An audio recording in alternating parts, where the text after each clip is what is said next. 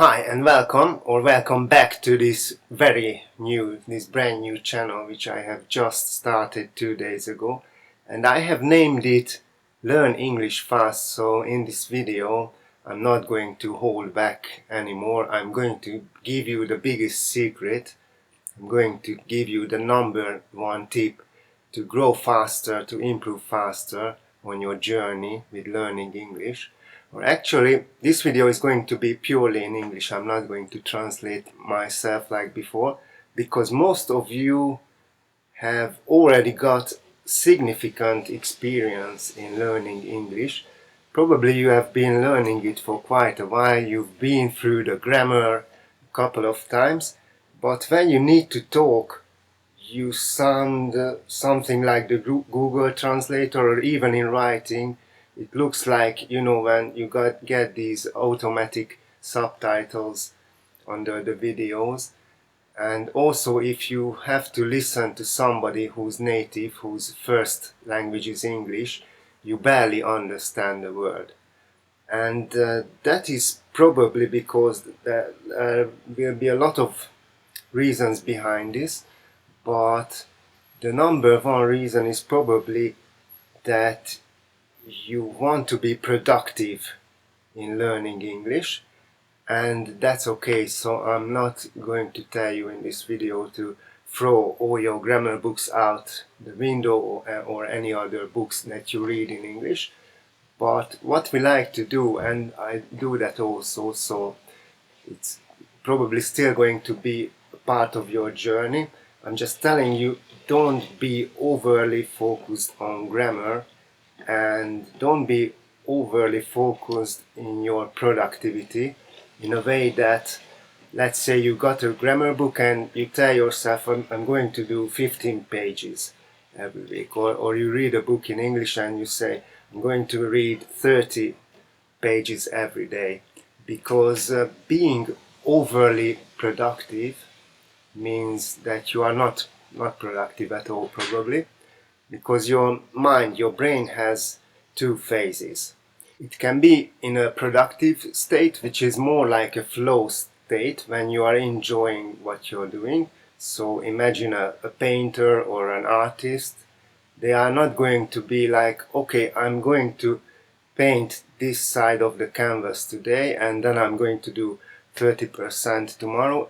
They're just going with the flow, and that's a real productive state. But what we sometimes call productive is being in a rush, and for your brain, being in a rush is not the productive state, because you are in a rush when something or someone is chasing you.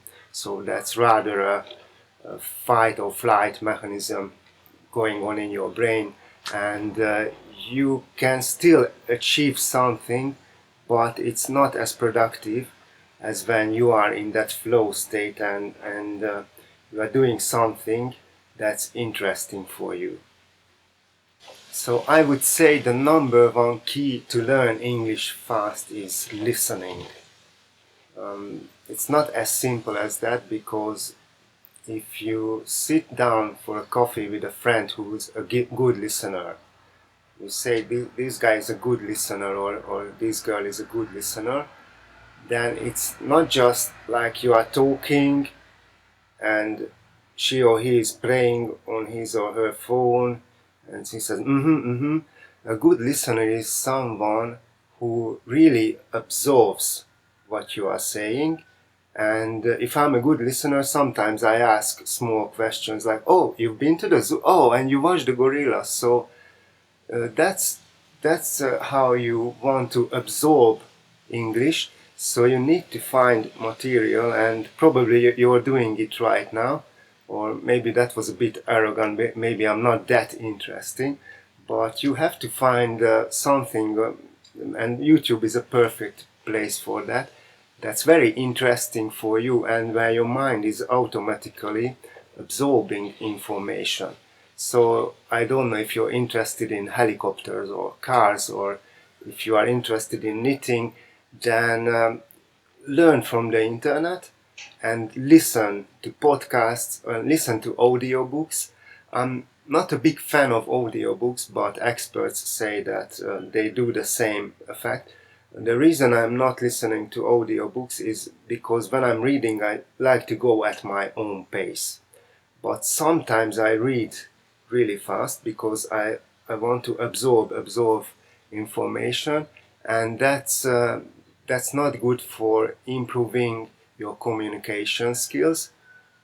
But if you are able to read slow, sometimes I do that I slow down a bit and I read a few sentences and then I contemplate on that in English, and that's also very good. But usually the way I read is really fast, and there have been many people in history who read like loads of books in English but couldn't speak a word. Also, I'm a huge fan of podcasts and interviews, or even watching a video like this is kind of like a human interaction.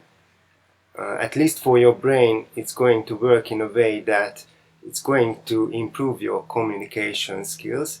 And I said, don't throw your grammar book out the window, but the number one problem is probably that you are overly focused on the rules and regulations. And when you are talking, it keeps you nervous, and you have to kind of monitor, like, I've got the camera on, so it will feel like when somebody is watching you from a camera, and you don't want to make any mistakes because you will be caught.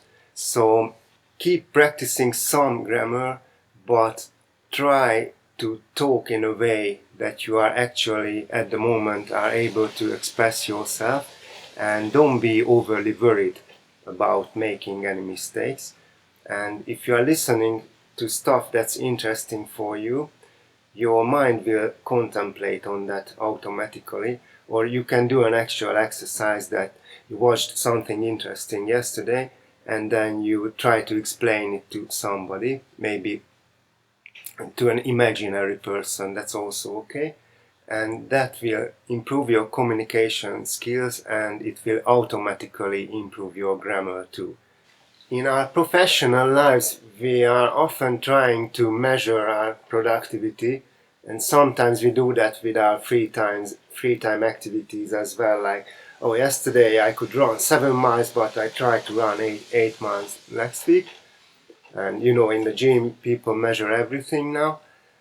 But in this case, I'm not even going to say it's counterproductive, because in the beginning you probably need it, but that's exactly what keeps you in a cage, because I can guess you are feeling stuck, and I can almost like promise you that if you take my advice and listen to more stuff that's interesting for you, it can be relaxing.